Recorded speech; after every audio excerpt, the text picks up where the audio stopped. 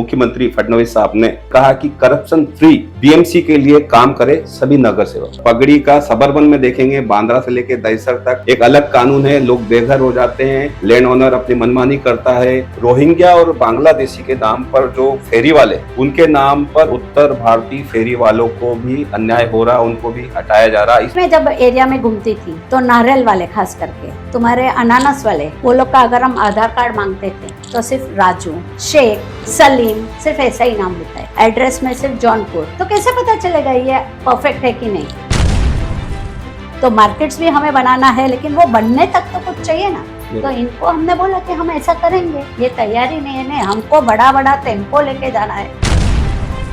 15-15 litre के 2-2, 3-3 cylinder वो लेंगे, 9-9 लीटर वाले सिलेंडर लेते, फिर हमें बोलते हैं कि हम क्यों बनाया कमर्शियल सिलेंडर। जब वो गंदा बोल के महिला को गया, और वो महिला बिल्डिंग की उतरी थी मेरे साथ, तो वो महिला ने मेरे को बोला, बेन हम लोग को तो इतना गंदा वो बोल के चला गया, तभी उसको पकड़ के मैंने मारा।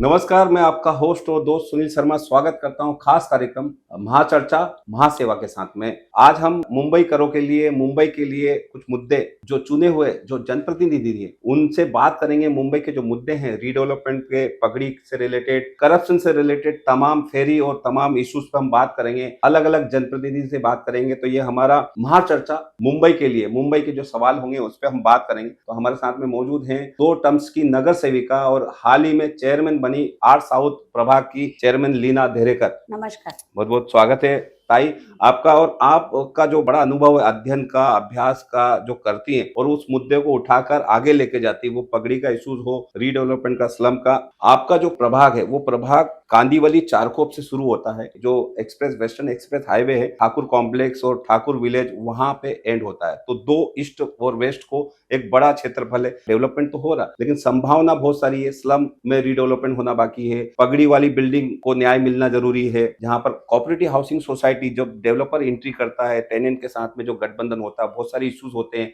विश्वास नहीं होता, वो इश्यूज है। और जैसे फेरी वालों का इश्यूज है कि महावीर नगर जैसा एरिया जहाँ पे खाओ गली गती, वो एक एरिया है और वहां पर आप एज ए कारपोरेटर हैं, तो बहुत सारी समस्या लोगों की, ट्रैफिक की समस्या हो, रीडेवलपमेंट की समस्या हो, पगड़ी का इशू हो। तो हम एक सवाल लेंगे। सबसे पहला सवाल, हाल ही में मुख्यमंत्री फडणवीस साहब ने एक ट्रेनिंग कैंप में सभी नगर सेवक मौजूद थे भारतीय जनता पार्टी के मुंबई के, और उन्होंने कहा कि करप्शन फ्री बीएमसी के लिए काम करे सभी नगर सेवक। ऐसा आह्वान किया है हमारे राज्य के जो मुखिया फडणवीस साहब ने। ताई, आप अनुभव रखती हैं, आप एकदम सिंपल, आपका जो रवैया है, काम करने का तरीका है, साधारण है। किस तरह से बीएमसी जो नामचीन है करप्शन के लिए, वो बीएमसी ऑफिसर से लेके नीचे लेवल तक कैसे करप्शन फ्री हो सकती है, क्या काम किया जाए जो फ्री हो सकती है? सबसे पहले जनप्रतिनिधि का भी उसमें रोल अच्छा रहना चाहिए। हम जनप्रतिनिधि ने ग्राउंड लेवल पे आके अगर हम काम करेंगे तो अधिकारी को भी पता चलेगा कि इनका वॉच है हमारे पे। जब तक हमारा जनप्रतिनिधि का वॉच उनके ऊपर नहीं है तो उनको करप्शन करने को चांसेस मिलते हैं। लेकिन हम उतरते हैं, हम उनके साथ विजिट करते हैं, उनको हम जगह बताते हैं क्या काम करना क्या नहीं,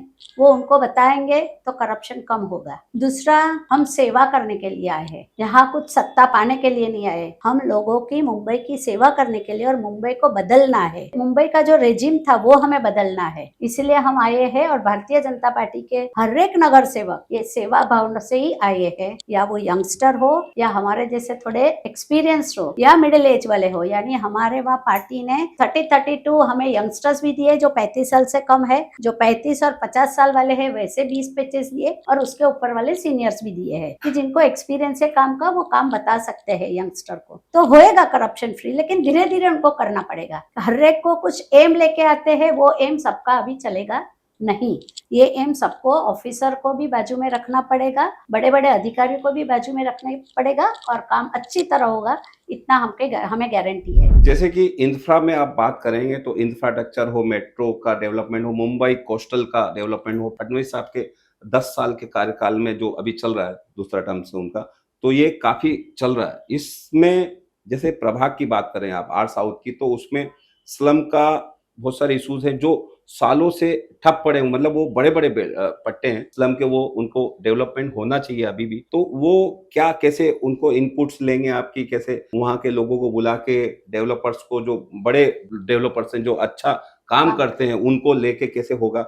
साथ ही कोऑपरेटिव हाउसिंग सोसाइटी में काफी रीडेवलपमेंट हो रहा है, सेल्फ रीडेवलपमेंट आपके एरिया में बहुत हो रहा है, चारकोप वगैरह में स्वयं विकास। तो वो स्वयं विकास और डेवलपर के साथ में कैसा गठबंधन बने, कोऑपरेटिव हाउसिंग सोसाइटी को कैसे अवेयरनेस मिले। स्लम का आपने बताया, तो वो तो स्लम में अभी हम क्लस्टर स्लम में जा रहे हैं। जैसे बिल्डिंग अभी क्लस्टर में करेंगे तो पोडियम का पार्किंग का जो इश्यू रोड का है वो पोडियम पार्किंग मिल गया तो इश्यू वो भी खत्म होएगा। लेकिन क्लस्टर में आने के लिए वो स्लम वाले भी आने चाहिए। एक चाली है समझो 10 रूम की और उसके बाजू में 10 चालियां वैसी एक ही जन की है, उसने और उसके बगल वाले ने साथ में आएंगे तो एरिया हमें हॉरिजॉन्टली बड़ा मिलेगा। हॉरिजॉन्टली बड़ा मिला तो हम पोडियम पार्किंग कर सकते हैं, तो पार्किंग का इश्यू एक बाजू निकलेगा।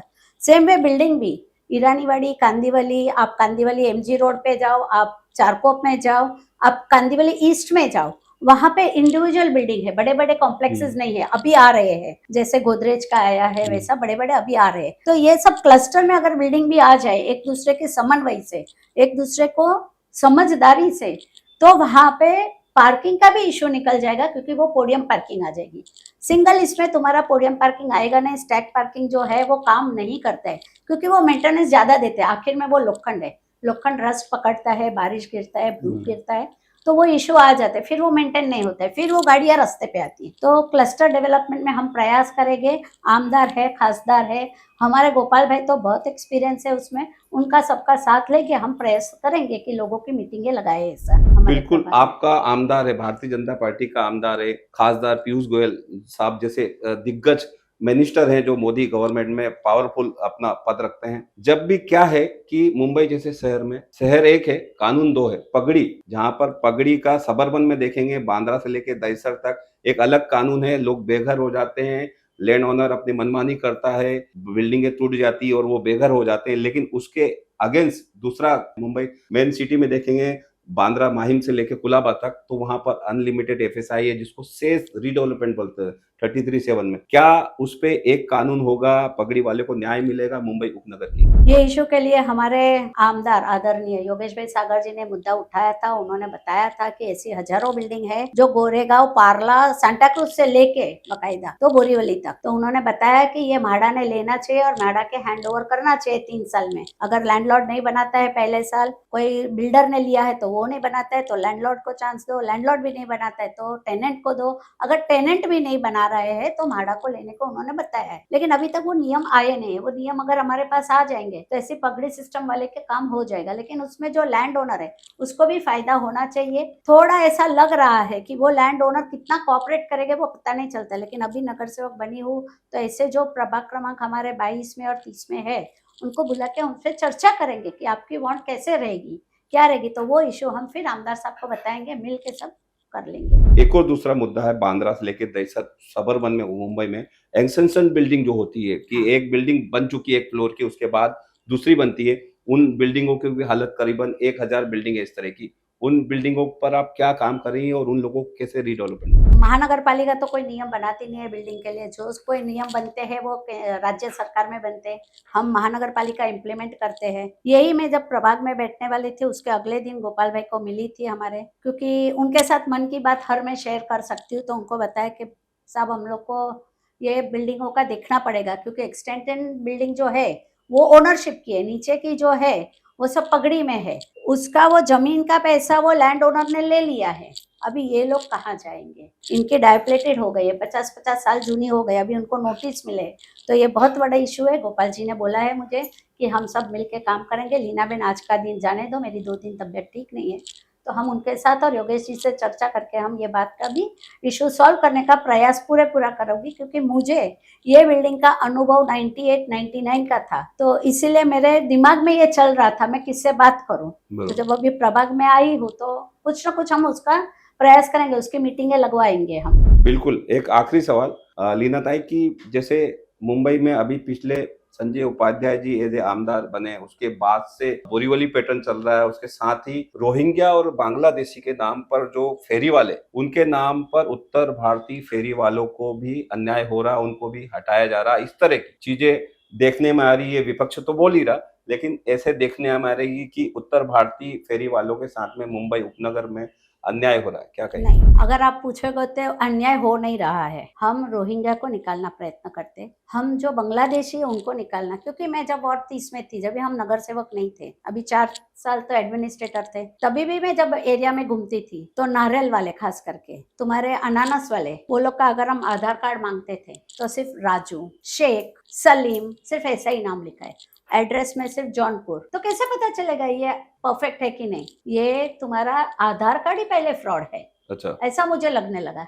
क्यों? क्योंकि पूरा नाम नहीं है, पूरा एड्रेस नहीं है। हमारे पास तो आधार कार्ड है तो डेट ऑफ बर्थ भी हमारी ली है, वो भी है, उस पे हमारा टेलीफोन नंबर, उनका कुछ नहीं है। तो फिर ऐसे लोग अगर वहां पे एडामेंट रहेंगे, वहां पे ही कचरा डाल के जाएंगे, वहां पे ही वो लोग महिला को कुछ ना कुछ बोलेंगे, तो कोई नहीं सह पाएगा, और मेरे जैसी तो जरा भी नहीं करेगी। हम उत्तर भारतीयों को टारगेट नहीं कर रहे हैं, हम उनको भी बोलते हैं आप शिस्त से बैठो, डिसिप्लिन में बैठो, आप एक टेबल ले लो, 1 मीटर की जगह लो, 1 मीटर में 1 मीटर लो, 1 मीटर के 1 मीटर में लेंगे, उसके टेबल के ऊपर आपका सामान रखो, टेबल के नीचे रखो, आपके बाजू में रखो, आप धंधा करो ना। वहां पे आप काटा लो, इलेक्ट्रॉनिक काटा ले लो, सेल वाला ले लो, अभी तो बहुत सारा टेक्नोलॉजी आ गई है। जो वड़ा पाव बेचते हैं उनको भी हम बोलते हैं कि आप इलेक्ट्रिकल सिगड़ी यूज करो, वहां पे सिलेंडर यूज कर रहे हैं, 15-15 लीटर के 2-2, 3-3 सिलेंडर वो लेंगे, 9-9 लीटर वाले सिलेंडर लेते हैं, फिर हमें बोलते हैं कि हम क्यों बनाया कमर्शियल सिलेंडर। तो commercial cylinder is for the hotels, not on the road, road के ऊपर के लिए नहीं है। बरोबर। आजू बाजू में जो बगल में जिसने करोड़ों रुपए के फ्लैट लिए हैं, अगर वो सिलेंडर का ब्लास्ट हुआ तो उसका जिम्मा किसका? बरोबर। तो भी बोलेंगे उसी- महानगर पालिका ये करती है, नगर सेवक का ध्यान नहीं। तो ऐसी चीजें, उन्होंने भी डिसिप्लिन में रहना चाहिए, उनको भी काम धंधा देना चाहिए। बकायदा मैंने तो ऐसा बोला था महावीर नगर में अभी कि एक एक बिल्डिंग में 13-13, 14-14, 16-16 विंग है। मैं बोली सोसाइटी के चेयरमैन सेक्रेटरी को बुला के बोला कि आपको जो चाहिए वो लोग को बोल दो, वो भाजी वाला, वो फ्रूट वाला आपके बिल्डिंग के अंदर आके करेगा, आपका पास आधार कार्ड देगा, वो आधार कार्ड हम वेरीफाई करेंगे। और शाम को उसने रील बना दी, जब वो गंदा बोल के महिला को गया, और वो महिला बिल्डिंग की उतरी थी मेरे साथ, तो वो महिला ने मेरे को बोला बेन हम लोग को तो इतना गंदा वो बोल के चला गया, तभी उसको पकड़ के मैंने मारा। बिल्कुल। फिर उन्होंने रील अलग बनाया, तो ये गलत है। उन्हें डिसिप्लिन होगा, उनकी रोजी रोटी होनी चाहिए, मैं ना नहीं बोलती। मेरे पास भी उत्तर भारतीय है अभिलाख नगर में। लीना ताई, महावीर नगर के रेसिडेंट्स हो, कोऑपरेटिव हाउसिंग सोसाइटी में रहने वाले लोग हो या मुंबई करो, किसी को विरोध नहीं है रोहिंग्या और बांग्लादेशी लोगों पर कार्रवाई हो, लेकिन साथ ही जो उत्तर भारतीय अपने हिंदुस्तानी लोग हैं उन पर भी कुछ नियम कायदे फेरी के ऐसे बने बीएमसी में, ताकि उन लोगों का भी जीवन यापन हो सके।